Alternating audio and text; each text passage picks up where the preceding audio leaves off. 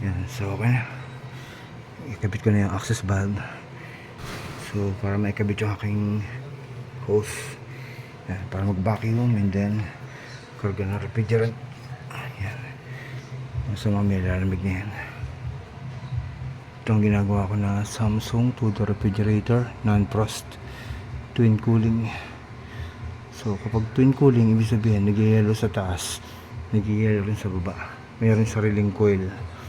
Hindi katulad ng mga conventional na non-frost ref, nasa taas lang yung nag-yellow na coil. So sa baba wala. So dito meron. Yan. Dalawa yung kanyang capillary dumadaan sa electronic valve. Yan, so kakabit ko na to. Ito yung lumamig, palamigin ko muna. Mamaya karga na ng refrigerant after mag vacuum. So R600 yung kanya refrigerant. Dito sa Lancaster MS8 Zone 1 pa to, Lancaster MS8.